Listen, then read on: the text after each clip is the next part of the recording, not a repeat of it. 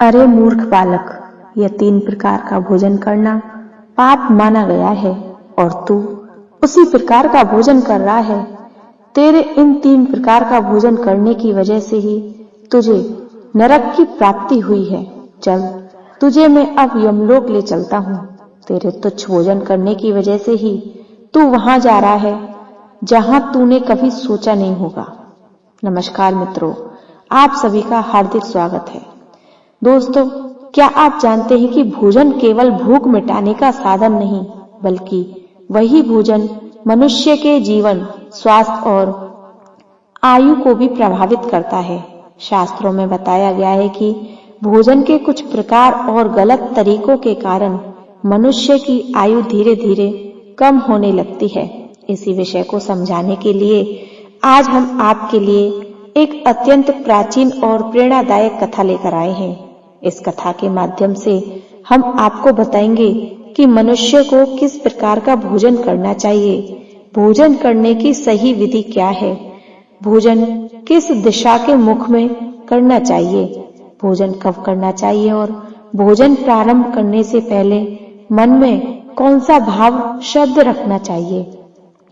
यह कथा केवल सुनने के लिए नहीं है, बल्कि जीवन में अपनाने के लिए है। दोस्तों, एक समय की बात है, देवताओं के प्रिय त्रैलोकी में भ्रमण करने वाले देवर्षि नारद भगवान श्री कृष्ण से मिलने के लिए द्वारका नगरी में पधारते हैं। जैसे ही देवर्षि नारद द्वारका पहुंचते हैं और भगवान श्री कृष्ण की दृष्टि उन पर पड़ती है, प्रभु अत्यंत प्रसन्न हो जाते हैं। वे प्रेम पूर्वक आगे बढ़ते हैं और देवर्षि नारद का सादर स्वागत करते हुए मधुर वाणी में कहते हैं, आइए देवर्षि, द्वारका नगरी में आपका हार्दिक स्वागत है। आपके चरण पकड़ते ही यह नगरी पावन हो गई। बताइए, आज आप किस प्रयोजन से यहाँ पधारे हैं? अवश्य कोई महत्वपूर्ण समाचार या लोक कल्याण से जुड़ा विषय लेकर आए होंगे। भगवान श्री कृष्ण की इस करुणामयी वाणी को सुनकर देवर्षि नारद हाथ जोड़कर उनके सम्मुख खड़े हो गए। उनके मुख पर गहन विचारों की छाया स्पष्ट दिखाई दे रही थी। तभी देवर्षि नारद विनम्र स्वर में उत्तर देने लगे, हे प्रभु, आप तो त्रिकालदर्शी हैं, सब कुछ जानते हुए भी मुझसे यह प्रश्न कर रहे हैं। मैं आज आपके पास किसी समाचार को लेकर नहीं, बल्कि अपने मन में उठी एक शंका के निवारण के लिए ही आया हूँ। हे नाथ, कृपया अपने इस भक्त की दुविधा को दूर कीजिए और मुझे सत्य का मार्ग दिखाइए। देवर्षि नारद की विनम्रता और भक्ति से भरी वाणी को सुनकर भगवान श्री कृष्ण के मुख पर एक मंद करुणामयी मुस्कान फैल गई। उन्होंने प्रेम पूर्वक देवर्षि की ओर देखा और मुस्कुराते हुए कहने लगे, हे देवर्षि, मैं भली भांति जानता हूँ कि आप किस कारण से चिंतित हैं। आपके हृदय में उठ रही दुविधा और आपके मन के सभी प्रश्न मुझसे छिपे नहीं हैं। इसी कारण मैं कहता हूँ कि आपके मन में जो भी शंका है, जो भी जिज्ञासा है, उसे निसंकोच होकर मेरे सामने प्रकट कीजिए। मैं अवश्य आपकी हर शंका का समाधान करूंगा और आपको उचित मार्ग दिखाऊंगा। भगवान श्री कृष्ण की यह आश्वासन करने वाली वाणी सुनकर देवर्षि नारद का मन प्रसन्न हो गया। वे और भी अधिक श्रद्धा से प्रभु की ओर देखते हुए कहने लगे, हे प्रभु, आज मेरे मन में एक गहन जिज्ञासा उत्पन्न हुई है। मैं ये जानना चाहता हूँ कि मनुष्य को किस प्रकार का भोजन करना चाहिए। कौन सा भोजन ऐसा है जो मनुष्य की आयु को बढ़ाने वाला होता है और कौन सा भोजन आयु को क्षीण कर देता है। हे नाथ, मनुष्य को भोजन करते समय किस दिशा की ओर मुख करके बैठना चाहिए और भोजन प्रारंभ करने से पूर्व कौन सा मंत्र या भाव मन में रखना चाहिए। कृपया आप अपने इस भक्त पर कृपा करें और इन सभी प्रश्नों का समाधान करके मुझे सत्य का ज्ञान प्रदान करें। देवर्षि नारद की यह जिज्ञासा सुनकर भगवान श्री कृष्ण गंभीर हो गए। कुछ क्षण मौन रहने के बाद उन्होंने करुणा और ज्ञान से परिपूर्ण स्वर में उत्तर देना आरंभ किया। हे देवर्षि, आज आपने समस्त मनुष्य जाति के कल्याण के लिए अत्यंत महत्वपूर्ण प्रश्न किया है। यह पूर्ण रूप से सत्य है कि मनुष्य जिस प्रकार का भोजन करता है उसी के अनुरूप उसका स्वभाव बनता है, उसका भाग्य आकार लेता है और जहाँ तक कि उसका अगला जन्म भी उसी से निर्धारित होता है। हे देवर्षि, इस विषय में एक अत्यंत प्राचीन और पवित्र इतिहास है जिसे मैं आपको सुनाने जा रहा हूँ। त्रेता युग में यही कथा महर्षि अगस्त ने स्वयं भगवान श्री राम को सुनाई थी। इसी कारण इस कथा का महत्व और भी अधिक बढ़ जाता है। इस दिव्य कथा के माध्यम से आपके मन में उठे सभी प्रश्नों के उत्तर आपको स्वतः प्राप्त हो जाएंगे।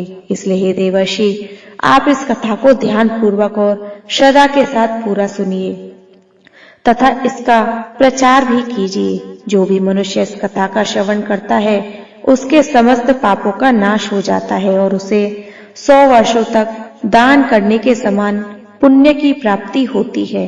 श्री कृष्ण की यह वाणी सुनकर देवर्षि नारद अत्यंत प्रसन्न हो गए और आदर पूर्वक बोले, हे प्रभु, मैं इस दिव्य कथा को अवश्य सुनना चाहता हूँ। मैं इसे पूर्ण ध्यान और एकाग्र चित्त से सुनूंगा तथा आपके उपदेश को पृथ्वी लोक में जाकर जन जन में पहुंचाऊंगा ताकि मनुष्य जाति इसका लाभ प्राप्त कर सके। देवर्षि नारद की यह विनम्र प्रतिज्ञा सुनकर भगवान श्री कृष्ण प्रसन्न हो गए। उन्होंने स्नेहपूर्वक देवर्षि की ओर देखा और गंभीर ज्ञान से परिपूर्ण स्वर में कहना आरंभ किया, हे देवर्षि नारद, यह कथा प्राचीन काल की है। उस समय पृथ्वी पर एक अत्यंत विशाल और रहस्यमय जंगल हुआ करता था। उस जंगल का विस्तार 100 योजन तक फैला हुआ था। आश्चर्य की बात यह है कि उस पूरे वन में ना तो कोई पशु निवास करता था और ना ही कोई पक्षी। वहां केवल घने वृक्ष, लताएं और पेड़ पौधे ही दिखाई देते थे। कोई भी प्राणी उस वन की ओर जाने का साहस नहीं करता था।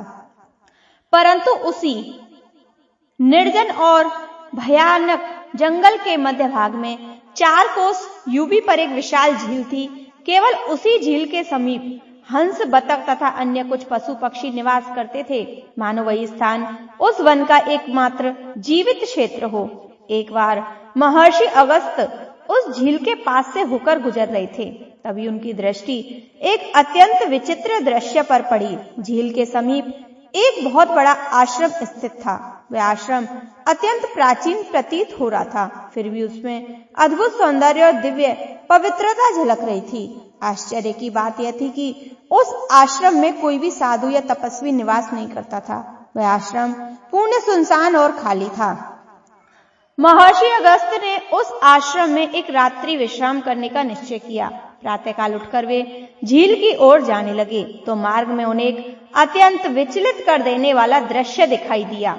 उनके सामने एक मुर्दा अर्थात एक मृत शरीर पड़ा हुआ था। वह शरीर अत्यंत बलवान और हष्ट-पुष्ट था, जिससे स्पष्ट प्रतीक होता था कि वह किसी तरुण पुरुष का शव है। उस लाश को देखकर महर्षि अगस्त के मन में अनेक प्रश्न उठने लगे। वे सोचने लगे कि यह व्यक्ति कौन रहा होगा, इसकी मृत्यु कैसे हुई और यह निर्जन जंगल में आखिर पहुंचा कैसे होगा। उसी मृत शरीर के विषय में जानने की जिज्ञासा उसके मन में और अधिक प्रबल हो गई। तभी अचानक आकाश में उन्हें एक दिव्य विमान दिखाई पड़ा। वह विमान धीरे धीरे नीचे उतरा और उसी झील के समीप आकर ठहर गया। उस विमान से एक तेजस्वी और दिव्य पुरुष उतरा। वह झील में स्नान करने चला गया। स्नान के पश्चात वह बाहर आया और उस मृत शरीर के पास आकर उसका मांस खाने लगा। उसने भरपेट उस ताजे और हष्ट-पुष्ट शव का मांस खाया। इतना भयानक दृश्य देखकर भी वह दिव्य पुरुष शांत भाव से पुनः अपने विमान में बैठा और स्वर्ग की ओर उड़ने लगा। तभी महर्षि अगस्त ने ऊंचे स्वर में पुकारा, हे दिव्य पुरुष, तुम कौन हो? तुम्हारा स्वरूप देवताओं के समान तेजस्वी और अलौकिक है, किंतु तुम्हारा आहार अत्यंत घृणित है। तुम इस मुर्दे का मांस क्यों खा रहे हो? ऐसा अपवित्र और भयानक भोजन भला कौन देवता कैसे कर सकता है? महर्षि अगस्त की यह बात सुनकर वह स्वर्गवासी दिव्य पुरुष ठिठक गया और उसके पीछे मुड़कर अगस्त मुनि की ओर देखा।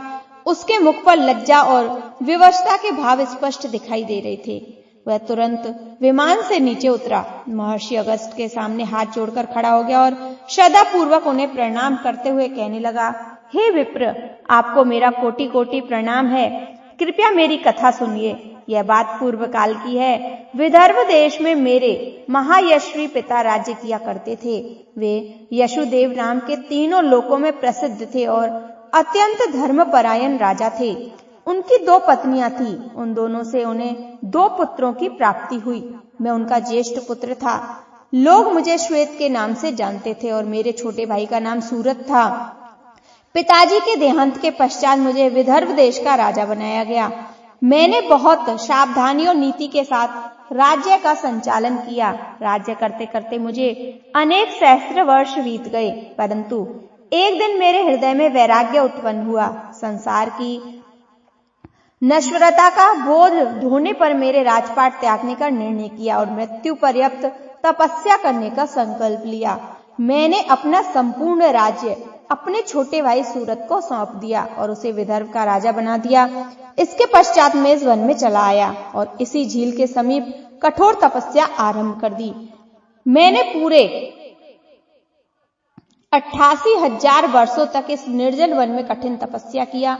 उसी तपस्या के प्रभाव से मुझे ब्रह्मलोक की प्राप्ति हुई, किंतु हे मुनिवर, ब्रह्मलोक पहुंचने के बाद भी मुझे वहां शांति प्राप्त नहीं हुई। मुझे तीव्र भूख और प्यास सताने लगी। मेरी समस्त इंद्रियां व्याकुल हो उठी। तब मैंने ब्रह्मलोक के अधिपति सर्वश्रेष्ठ देवता ब्रह्मा जी से निवेदन किया, हे भगवान, मैंने तो यह सुना है कि ब्रह्मलोक में किसी भी प्राणी को भूख और प्यास नहीं लगती, फिर मुझे यह भूख और प्यास क्यों सताती है? यह मेरा पीछा क्यों नहीं छोड़ रही? कृपया मुझे बताइए, मैं किस वस्तु का सेवन करूं जिससे मुझे तृप्ति प्राप्त हो? मेरी यह व्यथा सुनकर ब्रह्मदेव ने मुझसे कहा, हे राजन, इस लोक में वही व्यक्ति भूख और प्यास से मुक्त होता है जिसने पृथ्वी पर रहते हुए दान और धर्म का पालन किया हो। किंतु तुमने अपने जीवन काल में कभी दान नहीं किया, ना तुमने किसी भिखारी को अन्न दिया, ना ही किसी याचक को भीख। राजमहल में निवास करते हुए भी तुमने अपने द्वार पर आए अतिथियों का सत्कार नहीं किया और उन्हें भोजन नहीं कराया। तुम सदा उत्तम और स्वादिष्ट भोजन स्वयं ही ग्रहण करते रहे। बिना स्नान किए भोजन करना, भोजन आरंभ करने से पूर्व ईश्वर का स्मरण न करना और अपने भोजन में से दूसरों का भाग न देना, यह सब तुम निरंतर करते रहे। इसी कारण से तुम्हें यह पाप प्राप्त हुआ और यही पाप आज ब्रह्मलोक में भी तुम्हें भूख और प्यास का कष्ट दे रहा है। जीवित रहते हुए तुमने अनेक प्रकार के आहार और स्वादिष्ट पकवान अकेले ही भोगे, दूसरों को अन्न दिए बिना स्वयं ही सब कुछ ग्रहण कर लिया। इससे तुम्हारा शरीर तो हष्ट-पुष्ट और बलवान बन गया, किंतु तुम्हारा पुण्य क्षीण होता चला गया। अब तुम्हारे लिए केवल एक ही उपाय शेष है। जिस झील के समीप तुम्हारा मृत शरीर पड़ा हुआ है, तुम उसी का मांस खाकर अपनी भूख शांत करो। ब्रह्मदेव की यह कठोर वाणी सुनकर राजा अत्यंत व्याकुल हो उठा और उसने विनम्र स्वर में कहा, हे प्रभु, यदि मैं अपने ही शरीर का भक्षण कर लूंगा तो उसके पश्चात मेरा क्या होगा? फिर मैं क्या खाऊंगा? मेरे लिए भोजन के रूप में कुछ भी शेष नहीं रहेगा। कृपया मुझ पर करुणा कीजिए और मुझे ऐसा कोई उपाय बताइए, ऐसा भोजन बताइए जिसका सेवन करने से मेरी भूख शांत हो जाए और जो कभी समाप्त ना हो। राजा की यह दयनीय अवस्था देखकर ब्रह्मदेव कुछ क्षण मौन रहे। फिर उन्होंने गंभीर स्वर में उत्तर देते हुए कहा, हे राजन, तुम्हारा शरीर मैंने स्वयं अक्षय बना दिया है। तुम प्रतिदिन उसका भक्षण करोगे, फिर भी वह कभी समाप्त नहीं होगा। अगले ही दिन वह शरीर पुनः ताजा हो जाएगा। उस मृत शरीर के अंग फिर से उत्पन्न हो जाएंगे और तुम उन्हें बार बार खा सकोगे। इस प्रकार तुम अपने ही शरीर का मांस खाते हुए 100 वर्ष व्यतीत करोगे। 100 वर्षों के पश्चात इसी जंगल में एक दिन महर्षि अगस्त का आगमन होगा। उन्हीं के दर्शन और कृपा से तुम्हें इस घोर पाप से मुक्ति प्राप्त होगी। ब्रह्मदेव का यह आदेश सुनकर राजा ने उन्हें स्वीकार कर लिया। इसके बाद जो कुछ उसके साथ घटित हुआ वह समस्त सत्य उसने महर्षि अगस्त को सुना दिया और अत्यंत व्यथा से भरकर कहने लगे, हे विप्र, मेरा शरीर कभी नष्ट नहीं होता। मैं प्रतिदिन यहाँ आकर अपने ही शरीर का मांस खाता हूँ। न जाने यह शुभ घड़ी कब आएगी जब महर्षि अगस्त किस दिन इस वन में पधारेंगे और मुझे इस असहनीय कष्ट से मुक्ति दिलाएंगे। इसी आशा में रहते मेरे 100 वर्ष बीत चुके हैं और राजा आज भी उन्हीं की राह देख रहा हूँ। राजा श्वेत की यह करुणा से भरी बात सुनकर महर्षि अगस्त का हृदय द्रवित हो उठा। उन्होंने शांत स्वर में उत्तर देते हुए कहा, अच्छा, तो तुम्हारे सौभाग्य से ही मैं आज यहाँ आया हूँ। जान लो कि मैं ही मुनि अगस्त हूँ। अब बताओ, मैं तुम्हारी किस प्रकार से सहायता कर सकता हूँ और तुम्हें इस दुख से कैसे मुक्त करूं। महर्षि अगस्त के मुख से ये वचन सुनते ही राजा श्वेत के हृदय में आनंद की लहर दौड़ गई। वे अत्यंत प्रसन्न हो उठे। उसी क्षण वे भूमि पर गिर पड़े और महर्षि अगस्त के चरणों में दंडवत प्रणाम करने लगे। अश्रुपूर्ण नेत्रों से राजा श्वेत ने कहा, हे मुनिवर, कृपया मुझ पर दया कीजिए, मुझे इस घृणित आहार से मुक्त कीजिए और जिस पाप के कारण मुझे भयानक कष्ट प्राप्त हुआ है उससे भी मुझे उद्धार दीजिए, ताकि मुझे अक्षय लोक की प्राप्ति हो सके। हे ऋषि, यह दिव्य आभूषण मैं आपको भेंट करता हूँ, कृपया अपनी कृपया दृष्टि मुझ पर बनाए रखें। राजा की दुख से भरी वाणी सुनकर महर्षि अगस्त का हृदय करुणा से भर गया। जैसे ही राजा श्वेत ने वह दिव्य आभूषण महर्षि अगस्त के हाथों में रखा, उसी क्षण उसका मृत शरीर अदृश्य हो गया। उसी पल वह उस पाप से मुक्त हो गया जो उसे इतने वर्षों से पीड़ा दे रहा था। इसके पश्चात राजा श्वेत ने महर्षि अगस्त से आज्ञा ली और प्रसन्नचित्त से उस दिव्य विमान में आरूढ़ होकर ब्रह्मलोक की ओर प्रस्थान कर गया। राजा श्वेत को दान न करने के पाप से मुक्ति प्राप्त हुई। यह कथा सुनाते हुए भगवान श्री कृष्ण आगे कहते हैं, हे देवर्षि, इस प्रकार अनुचित और स्वार्थपूर्ण भोजन करने के कारण ही विदर्भ देश के महाराज को ब्रह्मलोक में निवास करने पर भी तृप्ति प्राप्त नहीं हुई। उन्हें पृथ्वी लोक में आकर स्वयं के ही शरीर का मांस भक्षण करना पड़ा।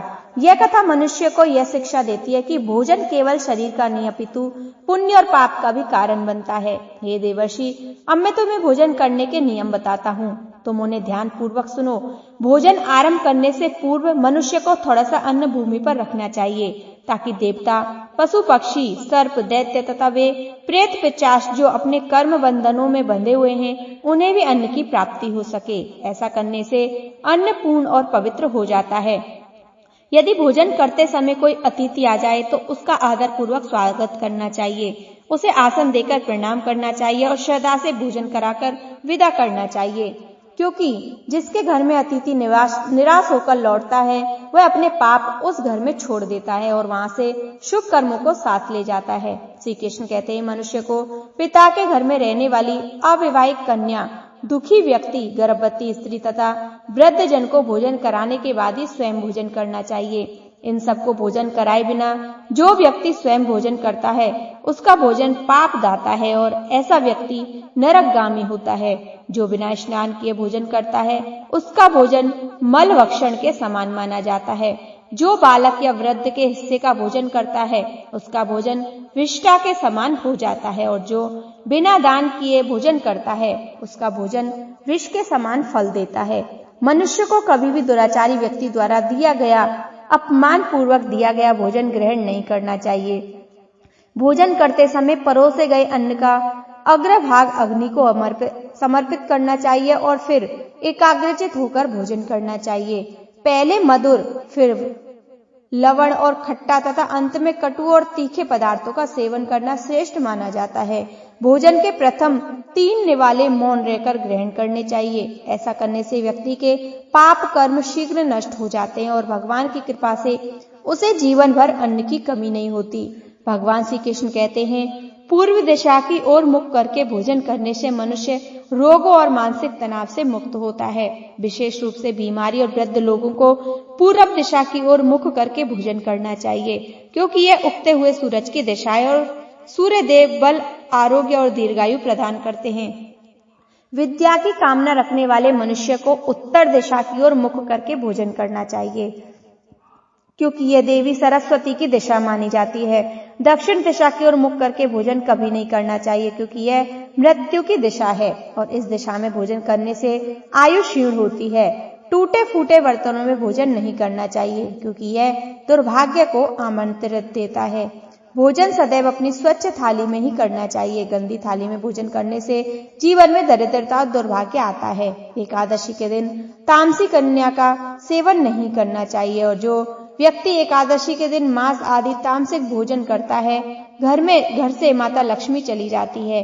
भोजन का अपव्यय अनर्थ माना जाता है, इसलिए थाली में उतना ही भोजन लेना चाहिए जितनी आवश्यकता हो। यदि कोई व्यक्ति साथ बैठकर भोजन कर रहा हो तो उसके भोजन समाप्त होने से पहले उठकर नहीं जाना चाहिए, क्योंकि ऐसा करने से पितृदेव अप्रसन्न होते हैं। भोजन के बाद थाली में हाथ धोना भी अनुचित माना गया है, क्योंकि इससे अन्न का अपमान होता है। शास्त्रों में कहा गया है कि जो लोग थाली में हाथ धोते हैं वे नीच योनियों में जन्म पाते हैं।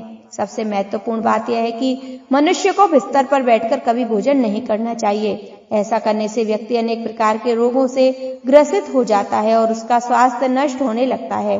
भगवान श्री कृष्ण आगे कहते हैं, मनुष्य को सदैव भूमि पर आसन बिछाकर उसी पर बैठकर भोजन करना चाहिए।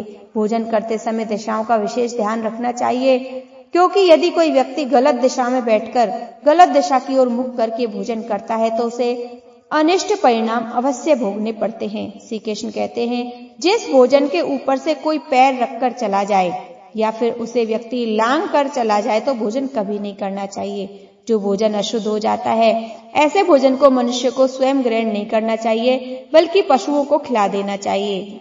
दूसरों के द्वारा लांगा गया भोजन करने से मनुष्य की आयु घटती है और उसके शरीर में अनेक प्रकार के रोग उत्पन्न हो जाते हैं। यदि भोजन में बाल निकल जाए तो भोजन त्याग देना चाहिए। ऐसा अन्न ईश्वर को प्रसाद के रूप में अर्पित नहीं करना चाहिए और ना ही स्वयं खाना चाहिए। शास्त्रों में कहा गया कि ऐसा भोजन प्रेतों को प्राप्त हो जाता है। भगवान श्री कृष्ण कहते हैं, मनुष्य को दूसरों के लिए परोसा गया भोजन भी नहीं करना चाहिए। जो व्यक्ति दूसरों का भोजन छीनकर खाता है या किसी को दिए बिना ही स्वयं अन्न का उपभोग करता है, उससे देवी अन्नपूर्णा रुष्ट हो जाती है। भोजन सदैव सबके साथ बांटकर खाना चाहिए, क्योंकि दूसरों के हिस्से का भोजन करने से मनुष्य के पुण्य कर्म नष्ट हो जाते हैं। पवित्र आसन पर बैठकर दोनों पैर भूमि पर रखकर पूर्व दिशा की ओर सूर्य मुख होकर भोजन करना चाहिए।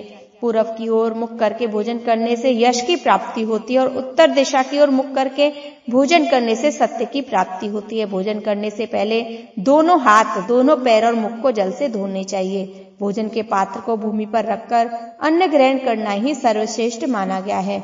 शास्त्रों में ऐसे भोजन को उपवास के समान पुण्यदायक बताया गया है। मनुष्य को क्रोधित रहित होकर भोजन करना चाहिए।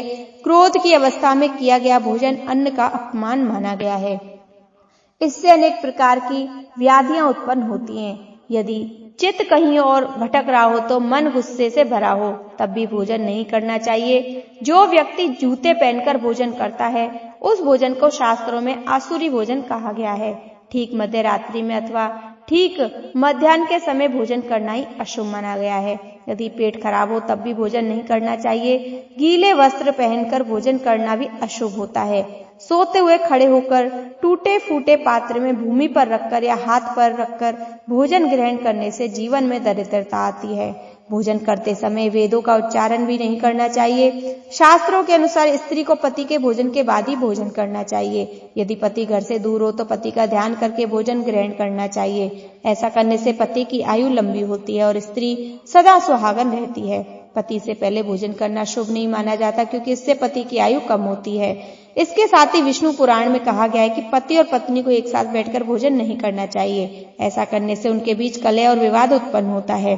अंधकार में या खुले आकाश के नीचे बैठकर भोजन नहीं करना चाहिए। भोजन करते समय सिर के ऊपर छत या वृक्ष की छाया अवश्य होनी चाहिए। केवल एक वस्त्र पहनकर या नग्न अवस्था में भोजन करना भी अशुभ माना गया है। इससे जीवन में दुर्भाग्य आता है। किसी सवारी या वाहन पर बैठकर भोजन करना अनुचित है। शैया पर बैठकर भोजन करने से भी मनुष्य की आयु घटती है। हंसते हुए या रोते हुए भोजन करना अनिष्टकारी होता है, क्योंकि इससे गले में अन्न फंसने का और प्राण जाने का भी भय रहता है। दोस्तों, इस प्रकार भगवान श्री कृष्ण ने देवर्षि नारद को भोजन का महत्व और उसके नियम विस्तार पूर्वक बताए। अब आप भी बताइए, आपको यह कथा कैसी लगी? कमेंट करके अवश्य बताएं। जय श्री कृष्ण। राधे राधे।